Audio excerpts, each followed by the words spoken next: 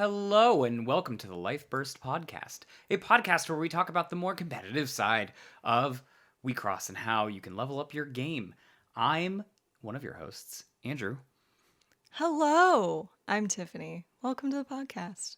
Well, Tiffany, per the usual, how did you start your week of Wixoss? We did several things, didn't we? Did we? I feel like we might have already talked about those, didn't we? No, we didn't. Well, we went to one this weekend. We went to two parties. We did. Oh my god. Guys, it's been a long week. All right. Let's talk about the one that we went to on Wednesday. Yep. It was one of the closer game stores, which is nice. Mm-hmm. And that one was a Wecross party, wasn't it? Yeah, I It was. finished finally. We finished out our Sleeping Elrigs collections. Well, not full collection, but We're like our missing teams. one, but we did do pretty well. I got first. Right, I got second. And what decks were we running that day? I was running Uchu, no Hajimari. And I'll give you guys 3 guesses which one I was running. It wasn't Diagram.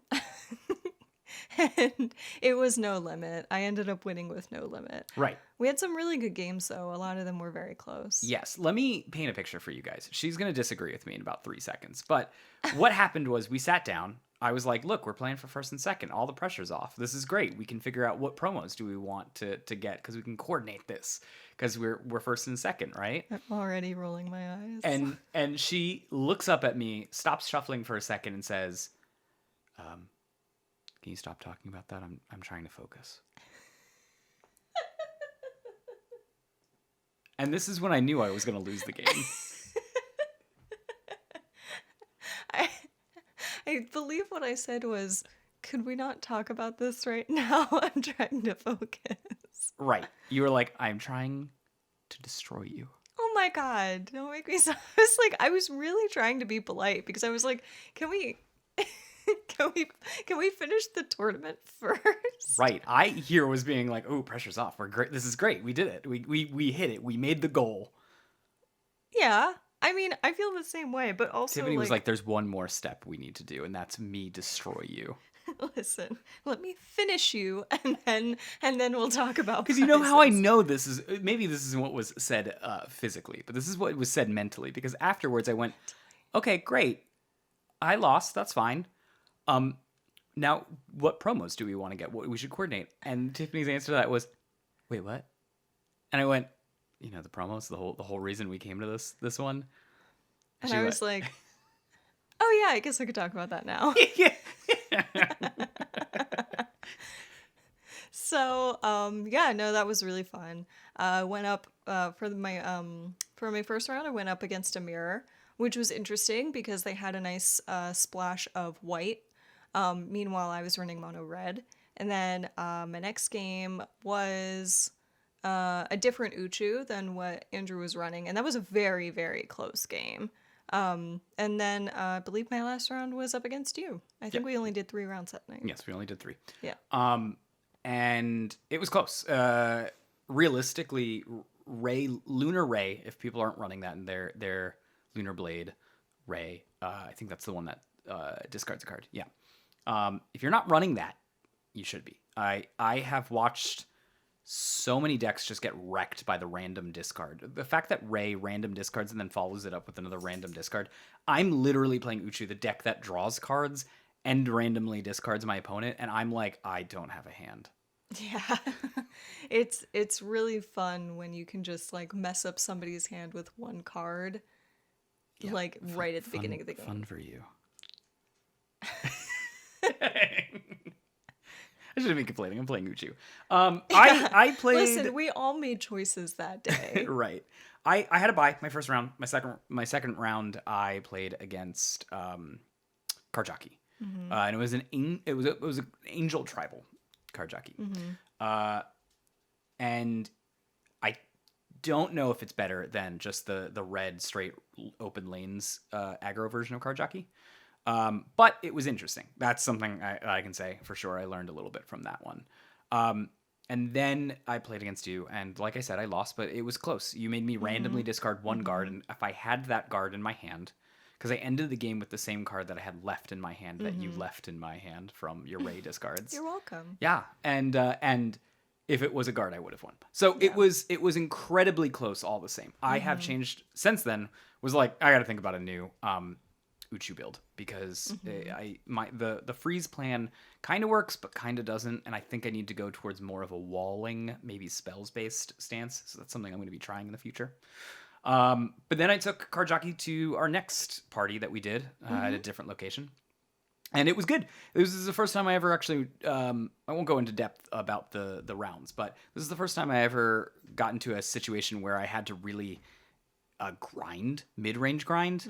And it taught me a lot about maybe figuring out how to balance damage prevention and stuff like that while being like, I'm looking at what chance my life bursts will help me win this game and making an educated decision based on that to be like, you should hit my life burst here. So that way, potentially, I have a 50% chance to open a lane, and I need that to win.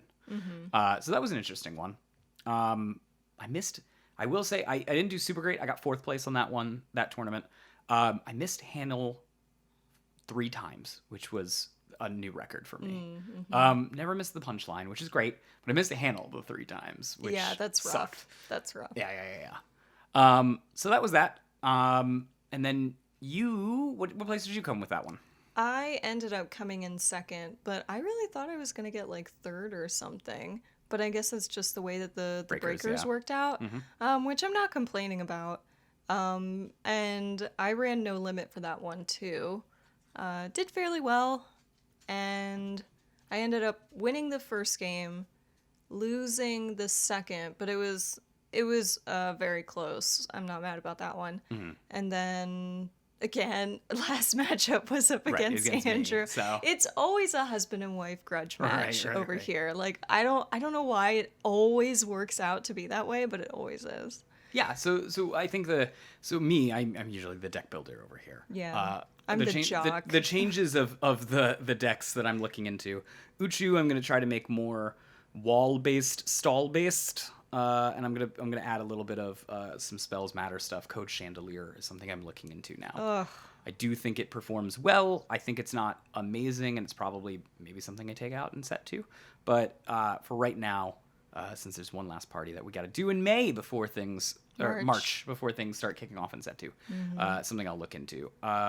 The changes we made, no changes so far with card jockey. It's just like we're struggling opening up late game lanes, and that just might be what it is. Like it might be like that's just how it is. Yeah. With that deck, and then with No Limit, we've really gotten it really panned down to what we think it should be. Basically, in our opinion, yeah. How we prefer to play it. Basically, we were swapping out I'm brain farting on the name here, but the angel that lets you discard discard 2 cards and get a 3-drop. Tobiel? No, that's not the one. Oh. The one that's the discard. We're swapping that out for Tobiel's. Tobiel's I can't remember the name of that one. Tobiel's, I think, are a little more necessary in No Limit because we're running Nobunaka. Was that how we pronounce it? Nobunaga. And also a bunch of the burn spells, so it adds up to being about 7 slots that aren't really Signies, and because of that, we're where we just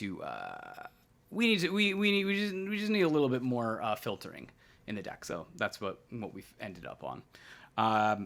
But yeah, no, I think we've really got a good handle of the meta of set 1 now. Yeah, I would agree with that. Yeah. So, what are we talking about today outside of getting sleeping Elrigs? Well, I think in our the podcast before the last one that we did, we had talked about why having a more aggressive gameplay works out very well, and that it shouldn't just be dismissed as unga bunga. However, there does come a time and a place whether it's your deck that just kind of skews more towards this style of play, or you have to switch it up halfway through, and that is going on the defensive when you are playing Wixoss. So we figured that we would give you both sides of the coin so that you can kind of decide for yourself what style of game really works for you. Right. Or when it's time to kind of switch it up and make sure that you can outlast your opponent. Right. And so I guess I'll start the conversation since I'm the one who's been playing more of the defensive decks. Yes, that's true.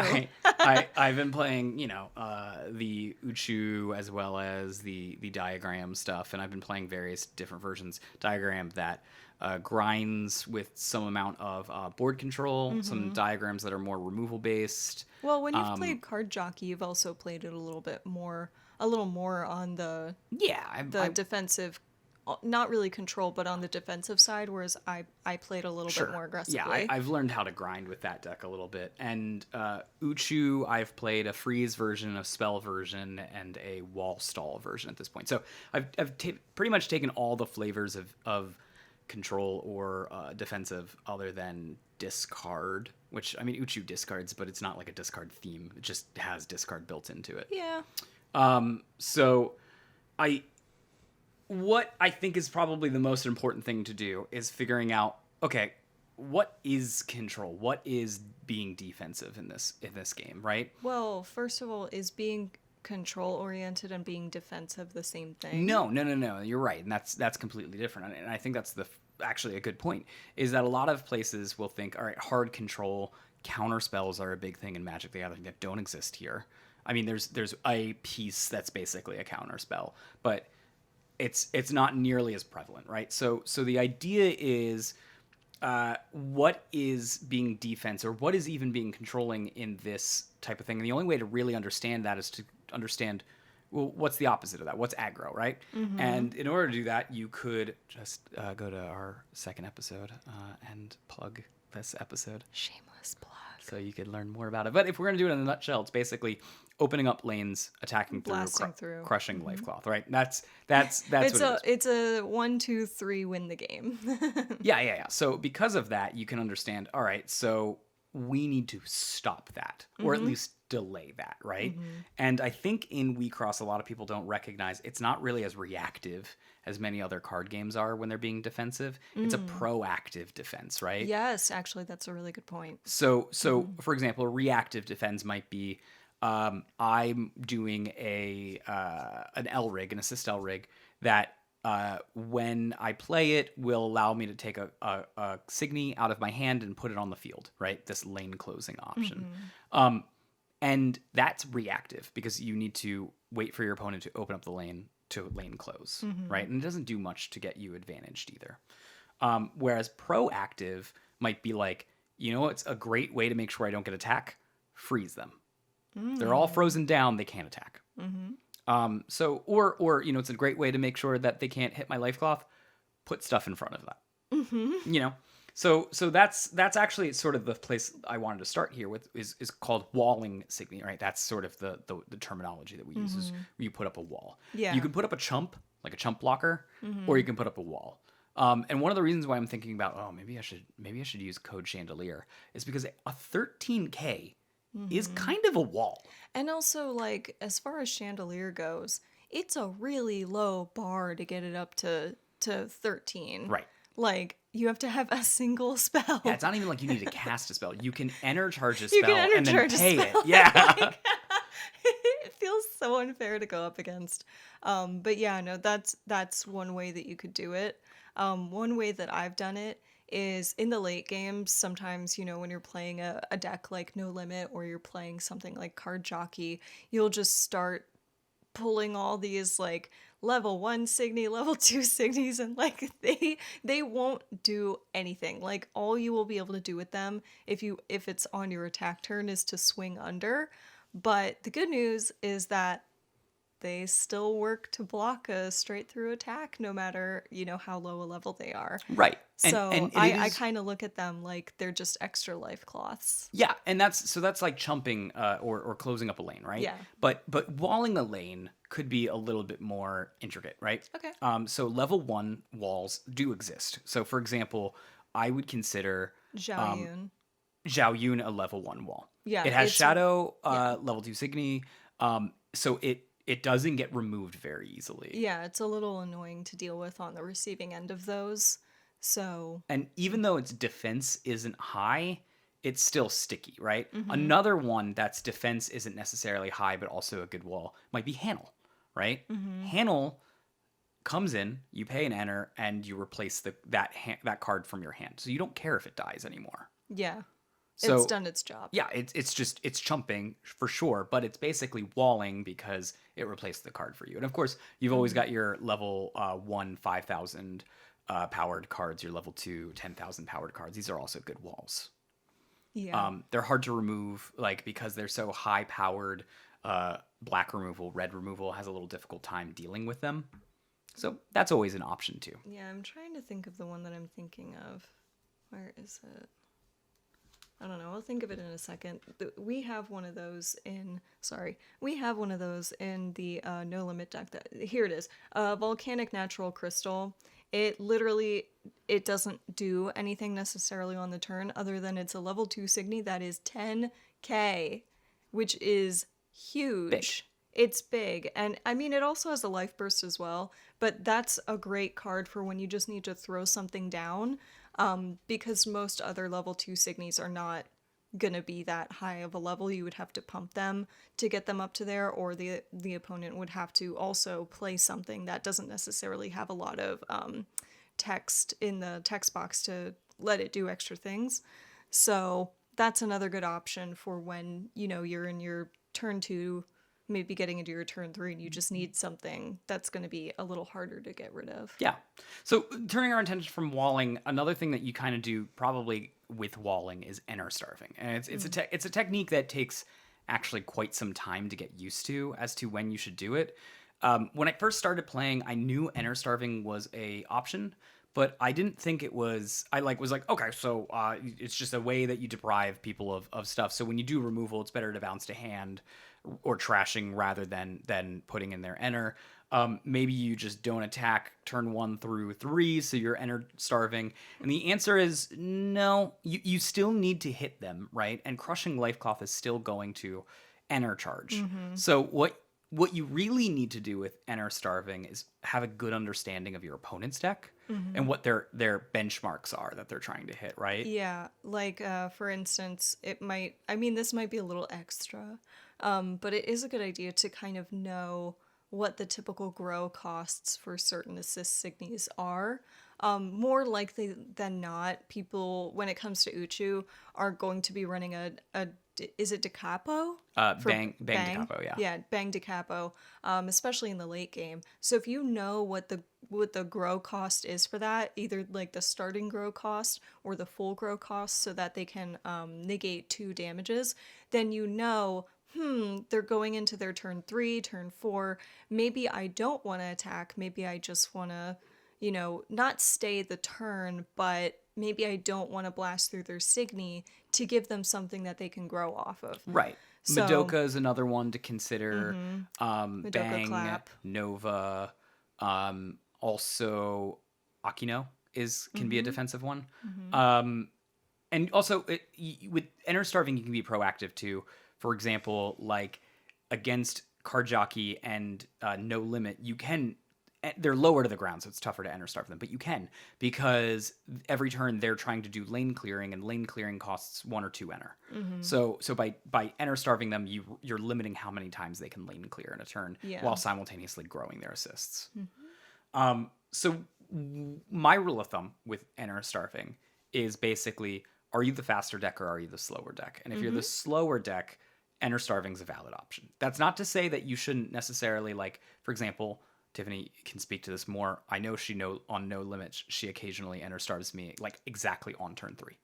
Yeah, because I'm either trying to stop you from growing your Bang Da Capo, or I'm just trying to like take away your options for you. So what I'm doing is, if I can't fully stop Bang Da Capo, like maybe you can grow it but you can't fully grow it, then I also know that you won't be able to play like a random drain on top of that, or random bad for those of you that prefer the more direct translation.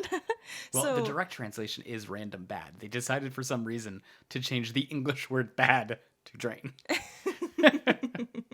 So I know that you won't be able to play other things on top of it, or I'm trying to stop you from playing a additional piece on top of that. So that's another way that I kind of look at enter starving, is just you're taking options away from your opponent. Right. And people who can enter starve really well will know that you can actually stop a center lyric from growing if you just leave them with no enter, because you can only enter charge. Basically, you're guaranteed one enter charge per turn, and if your deck isn't built to build off of that, they might get stuck without being able to grow Yeah. their center, which is horrible. Yeah, if you ever get them in that situation, you probably win the game. God, yeah. So rough. it's resource denial, right? It's basically Yeah. that's the same thing with discarding. I'm not going to go super into discarding, but you can, when you make people discard, we make people trash things when you are entering, when you're trying to restrict what they can do resource wise. So it helps to know what your opponent's deck is so you can resource deny. And then with after that, we want to talk about attack phase timing of things, right? So, for example, I will straight up say that when I was playing card jockey on Saturday, I really I swapped out Bang for, or sorry, not Bang, Love It. I swapped out Love It Crossfade for Beat Jug. I think that's what the one it's called. Beat Jug is the one that that allows you to basically remove a Signy 8,000 or less, give something Lancer, give something Assassin. And in my head, I was like, well, this potentially is a 3-for-1, right? And it was never. It was never a 3-for-1. In fact, there was a couple games in my testing when I did between rounds, I just lost. And the reason why I lost was because I just died to one Signy attack. If I survived one more Signy attack, I would have been fine. And it doesn't have the attack phase timing, unlike Crossfade. Crossfade has the attack phase timing. Yeah, and I think I actually kind of ran that one as well when we were first trying out our builds for No Limit. I wasn't exactly the biggest fan of Crossfade because I felt like it was too expensive if I wanted to use all of the card's abilities. But when you compare it to the other one, you know, the other one costs 3 to get the full effect, I think. But because of the loss of the attack phase timing, you're losing momentum off of that. Yep. And the other one, you can do a thing for 2 on attack phase, so you're actually getting a lot more out of that card. And it's more modular because you can pay for the extra one, but you don't necessarily have to. Right. So I thought Beat Jug would help me against the like Uchu matchup, for example, or the Diagram matchup. And what it ended up doing was it actually hindered me. And the reason why was because I actually needed to still use it defensively sometimes, and I didn't. I just removed that option from me. So attack phase timing can be worth more ener when you look at it that way. And that also goes for pieces as well. Right. And so the next topic that we're going to be looking at is freeze and downing. You could talk more about this than I can because I don't run any decks that freeze or down. So when you down things, right? It doesn't help you to down things, basically, right? If you just look at it on downing, you need attack phase timing for downing to be worth a damn, right? That's one of the reasons why Focalar is a good card. It's boring, but its life burst says down 2 targets to Signies. So if they board clear you, right? You got 3 lanes open, and the first one attacks in, hits that, and you down 2 target Signy. That's huge momentum loss for the opponent. And yeah, that's rough, especially when you do that against a deck that's really aggressive, like No Limit. You completely mess with their tempo, and it's going to throw them off. Right. And freezing, specifically a downed Signy, is the next step to that, right? If you freeze a down Signy, what you're telling the opponent is you need to enter charge from field this turn. So you can get rid of cards without actually directly getting rid of them by doing that. And to take it a step further, you want to freeze 2 things, right? Because then they enter charge one of them, but then the other one they either need to sacrifice or they need to lose momentum. So that is freezing and downing in a nutshell, right? It's not as powerful as removal, but it's usually cheaper than Yeah. removal. The only thing that I'll say on that, on the opposite end of things, is if you are in a situation where, again, you're not the fastest deck and maybe you have to go a little bit on the defensive, being on the receiving end of a freeze and a down might not be all that bad of a thing, because that's happened to me in a couple matches that I've played, and I've kind of more or less like shrugged at that and been like, okay, I guess I'll just leave my walls up for this round. Or, enter charge one from field, replace it with something better. Maybe use something outside of the attack phase, like use something on my main phase to lane clear, such as one of the DJ Lovitz instead. And then just leave the other ones and be like, well, you made this problem, so now you have to deal with it. Right. But it is a defensive strategy, right? Oh, yeah, absolutely. I think you've been Fenrir'd enough that you can agree. Why you gotta bring that up? Well, because I'm saying freeze too, right? You're saying the times that you get frozen one, you're like, that's fine, and you enter charge one, and you just continue moving on with your plans. What about freeze two? How does that feel? I mean, it feels worse when you're playing a deck like No Limit, but when you're in the late game with Card Jockey, you're kind of like, great, I was going to leave those on the field anyways. Right. So that's all I'm saying. Wall versus wall, for sure. Yeah. Like, you're right. When two turtles... It kind of like turns into a little bit of a stalemate. Sure. When two turtles... You ever seen that Metapod episode where they're just like, harden more, Metapod! Now harden even better. Yeah, like it's... You're right. That's a boring wall versus wall matchup. But that's not what we're talking about. What we're talking about is how to up your defense in order to survive these I'm just saying stuff. that maybe a response to freezing and downing as being like not a response is a defensive response. So what you're trying to tell me is that okay, moving on from the subject. What? I don't know if I agree with you. All right. I think downing and freezing is something that you use defensively. Yes. And I don't care to do it at all if I'm in the Uchu mirror. Like, I'm not going to spend my time downing and freezing something when I'm going to be like, this isn't going to help me. Enter charge it. Sure. Let's leave it up to them. Let us know what you guys think in the comment section down below. Is not dealing with a frozen and down Signy a good option, or would you guys rather enter charge one and then maybe sacrifice the other one to clear your board from those problem children, and then just put other stuff on there, like maybe like a Mars or even the other option for that would be to rise it for something else. Let us know what you think. So what you're telling me, let me get this straight. Miss, I'm trying to focus on my aggro matchup, is that your option is if they down and freeze it, punch them harder. Is that a wrong response? Aren't we talking about defensive strategies, I not offensive strategies? I said you could leave it as a defense. I'm trying to be on your side here. I'm trying to tell them freeze two, is all I'm trying to say. You know what? I will concede. I agree with you. Freezing 2 is better than freezing 1. So if you must freeze, use a Fenrir and ruin their day. Let's talk about the next subject. What is the next one that we're doing? It's tempo. No, it's not. No, it's not. Oh, sorry. I write the talking points for this one. I give her the chance to do it. She goes, let's talk about aggro again. Can you guys tell, like, who is, like, the smart one and who's just the jock? You're not in this dumb relationship? one. You beat me every time I go to work. The next day, they go, how did the card tournament go? And I go, do you really want to know? They go, you matched up with your wife at the last round and lose? And I went, yes. Look, yes, I did. Okay, look.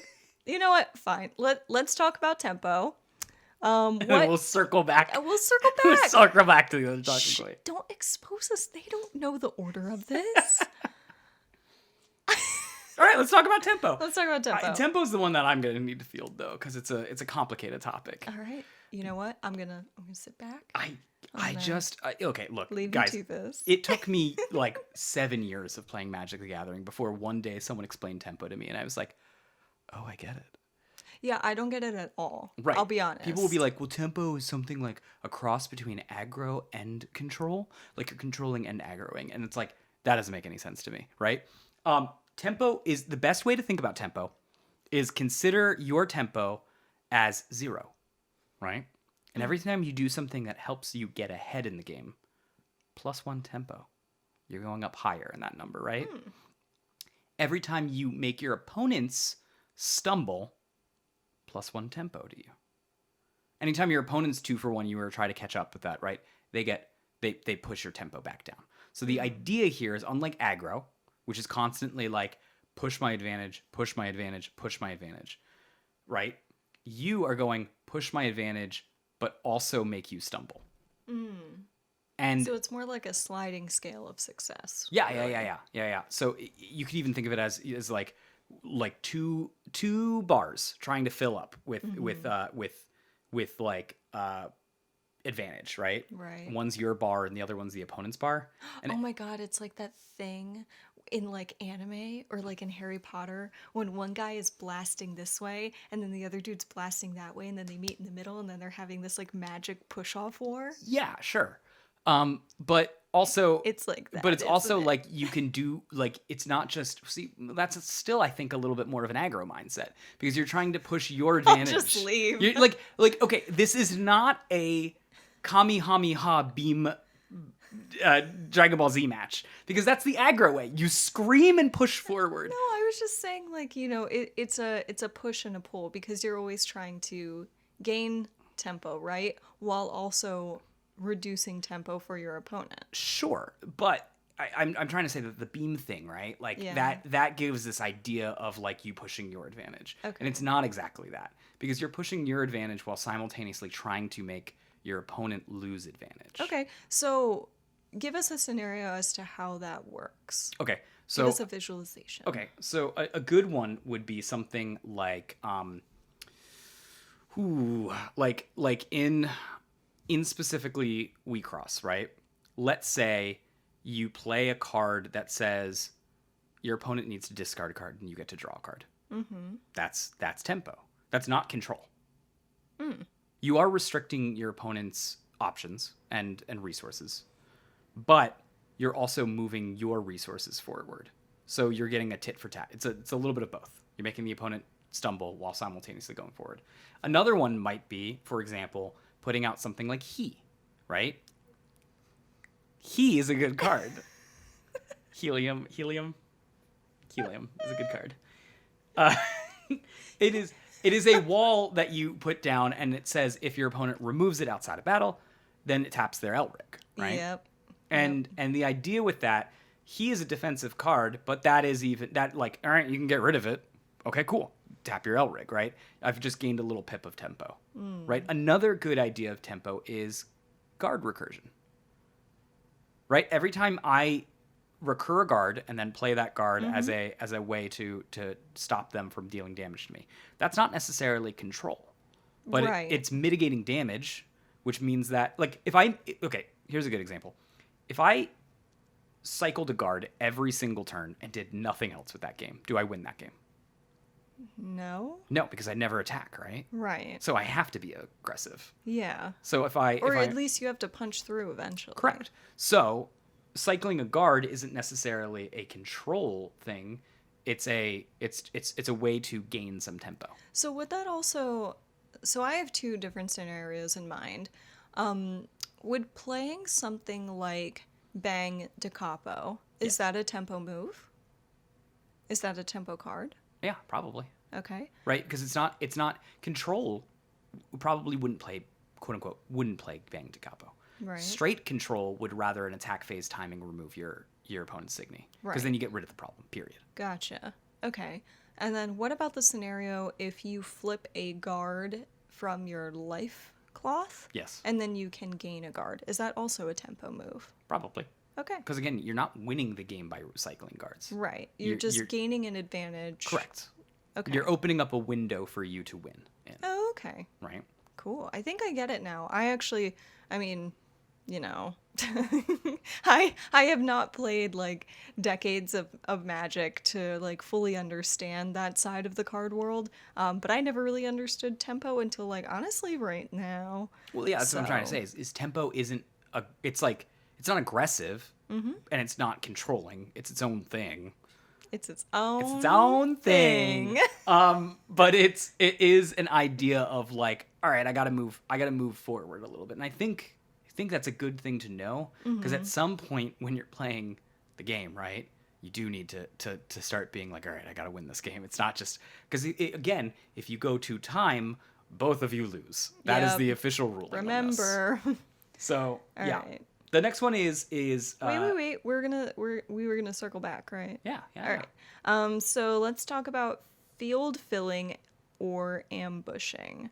Ambushing is a Magic the Gathering term for it. Why you gotta be throwing out terms that these other good people might not know? Because it's a term in card I gaming. mean, it is pretty self-explanatory, though. But wouldn't here's my question about this. When I hear the term field filling, I kind of feel like that's very similar to like putting up walls. Is this different? Yes. All right, So how? so Hanel has a life burst, and on that life burst it says, look at the top 3 cards of your deck, and then put one of the cards from the one of the signies into play.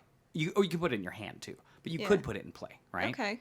So if the opponent had a open lane, you could fill that lane. Gotcha. So it's more of something. It's not necessarily something that you are doing actively on your main phase. No. Is what you mean. Okay. You're walling on your main phase. You are ambushing on your opponent's phase. That's why it's called an Gotcha. ambush. Woohoo! Wow. It's in front of you now. It's coming out of nowhere. All right, cool. So, yeah, no, that also seems like a very good defensive strategy. It's really good to build into decks, both aggro, mid-range, control alike, because it's just always a good idea to have your full field. Right. I would say, however, this is my one caveat to it. I have found that Elrig's assist, that ambush, not so good. Oh, why is that? I would rather just be doing other things with it. Like removal Or drawing. bigger damage and mitigation, drawing. Gotcha. Yeah. Whereas Life Burst is pretty good, right? And the metaphor that I was using to explain this to someone else earlier was, do you need a taser gun at all points and times in your life? The answer is probably not. And if it is yes, then you have other issues. But if right, however, you are being mugged, it is probably a good time to have a taser Some gun. sort of self-defense. Right. So if you put it as your life burst option, right? I'm getting punched in the face anyways. This might be a good time to put some defense up against getting punched in the face. So you're saying that it would be a good idea. It's a good defensive measure to maybe take the time to build in some ambushing into your life burst abilities. Yeah, if I want the game to go a little longer. Otherwise, like, if, for example, no limit, I'd prefer it just to say remove target signy. Right. Okay. Sounds good. Yeah. That's actually come in handy quite a few times for Card Jockey, where I'll kind of be on the ropes. I'll get a life burst, and it'll be Haniel actually, and I can just put something right in front of something that was going to attack on the field and save myself another life cloth. Good stuff. So I'll leave the next one for you. I feel like Why? you might know this one. I'm just a dumb aggro player. What do I know? Sure, you're a dumb aggro player. Let's see. But what's a common thing that decks should do at some point? Guard recursion? No, the one after that. The one after that. We already talked about guard recursion. Oh, okay. Win conditions and turning on the offense. Right? Do you think it's a good idea to win the game at some point? What's your No, opinions why would on I want to this? do that when I could just run out the clock and then we both lose? Crab mentality. Sure, yeah. Give them your arm and walk away. Yeah. No, haven't you ever heard of that? It's where crabs are in a bucket, and if one of them tries to escape, another crab just pulls them down. No, this is the first time I've ever heard it. Yeah, it's called crab mentality. Oh, well, I don't crab The much. more you know. No, so win conditions. Basically, a win condition is the thing that you build into your deck that you say, okay, once this goes off, I am in a very steady position to win the game. Yeah. If not, I am winning the game. You absolutely should identify how you're winning this game, right? Yeah. Even, the term, I guess, is the Durdle Turtles, right? It's the one that you love, is the turtles that durdle. What are you talking about? The Durdle Turtle decks, where they don't do anything but defensive, and are then you they lose the talking game. about my Umer center deck that I tried to build? That one was a bit of a Durdle Turtle. You did not have a way to win the game. It was not good. That is something that you have to take into account. And I feel like the decks that are currently in this meta, they kind of have that naturally. So for instance, Card Jockey, Endless Punchline is your win condition. It is what your deck is built around, and when that goes off, you probably are going to win the game. Sure. But it's tougher to do it when you're devoting slots to defensive, right? You got to figure out, oh, I got to win this game at some point, right? Again, you don't want that double loss. So at some point, you need to identify how you're winning the game, and that's a little harder in Diagram and Uchu, which don't naturally have a win condition built into them. You're saying, you're saying Endless Punchline's your win condition, sure, and you can put it there, and you will probably win the game. No Limits win condition, for example, is just punching them in the face really hard. Yeah. Glory Grow as well. But then you look at like the piece for Diagram, and you go, what's the win condition? The answer is, their piece basically says get rid of one life cloth. It doesn't win you the game. And then what about the team piece for Uchu? It says discard some cards or draw some cards. That is not winning the game either. It's actually quite the opposite. It is just chilling. Yeah. So for those decks like that, now you've played Uchu a lot. What would you say is your win condition for that deck? So it's a little interesting. With Diagram, you need to figure out how you're winning those games. And luckily Diagram is in colors with removal in it. So you can theoretically just be like, well, I'm just a really late game lane opener. And the level 3s really do provide for that in black. And then in the next set, there's going to be a card that mills every time it attacks, basically. And then you can be like, all right, well, I'm milling them out a million times, and then they'll die. So you're winning off of refreshing. That's how you take away extra life cloths. Yeah. Okay. So there's options there to do that, but in Diagram you need to identify the way that you're winning this game, right? Uchu has a win condition built into it, although most people wouldn't see it at first blush. Okay. Making your opponent discard every turn, right, will bring their hand size to 0. How many cards do you draw? 2. Right. How many lanes can you fill with that amount of cards in hand? 3. How do you fill 3 lanes when you drew 2 cards? You don't.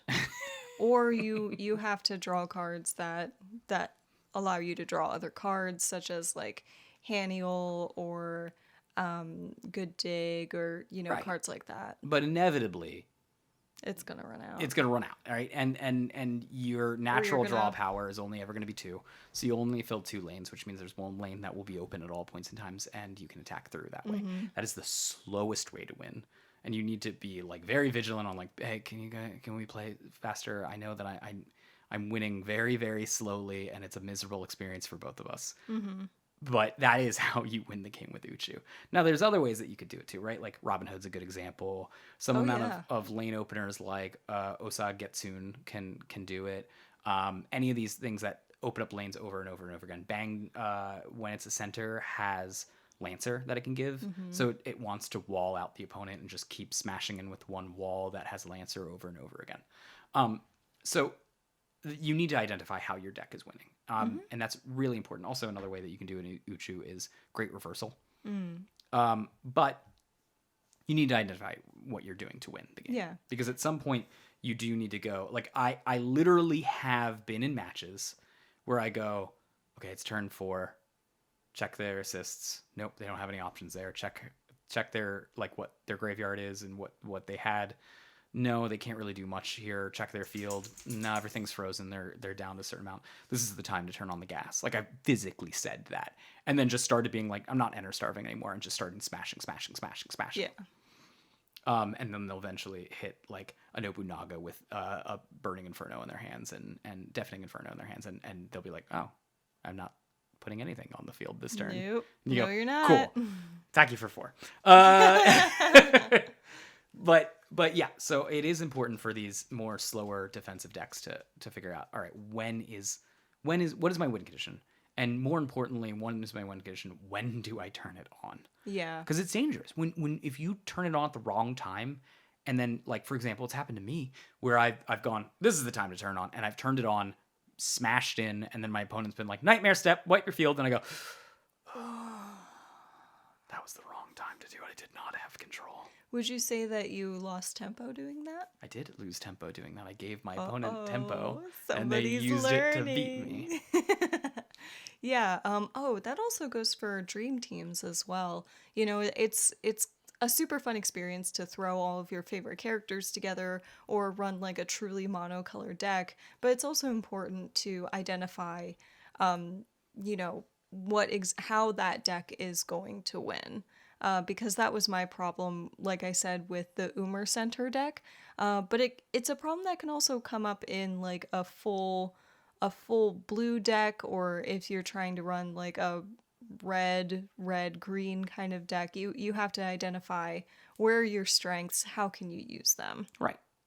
And so I think that about wraps it up for how to take the defensive on these types of decks. Let's finish this podcast while talking about just one last subject, which is, should you be defensive? I think that's a good option, because I've seen, for example, recent data has shown me that I've gotten online, and a couple store owners have put some data in saying like, here's some winning decks, here's some losing decks. Starting to build our big brain data. Yeah, here's our big data, and our big data is still not all that big, so it's small big data. But what I found overwhelmingly, and it is the same thing I'm seeing in our local, is that diagram is overrepresented and underperforming. Oh. Nice Shaco. Oh. and if diagram is overrepresented and underperforming, why is that? And it might be partially because it's harder to build decks without direction that need to have some kind of direction. And if you need direction in your diagram build, you can always go to the channel and watch the diagram deck construction. Shameless plug.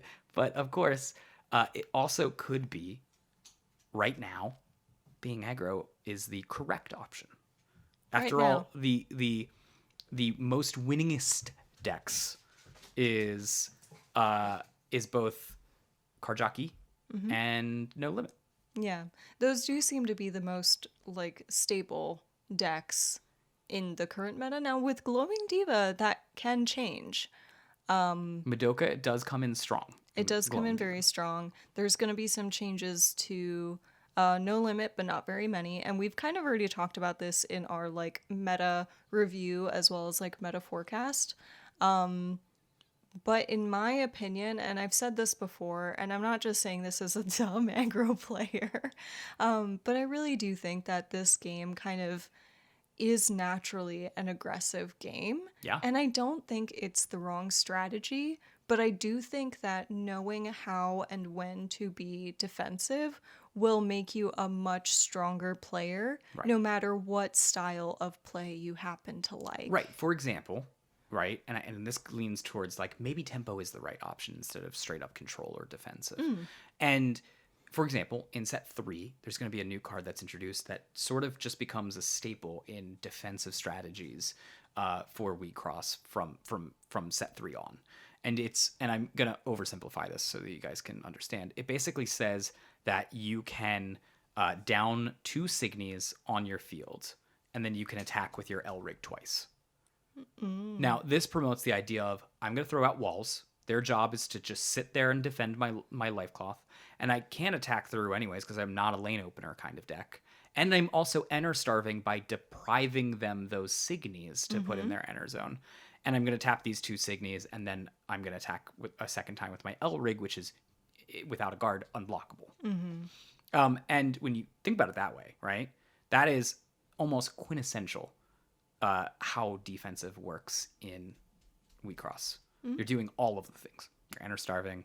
You are you're depriving them from easy ways to get to your life cloth, and you are still bearing some kind of offensive measure against the opponent to win the game. Yeah.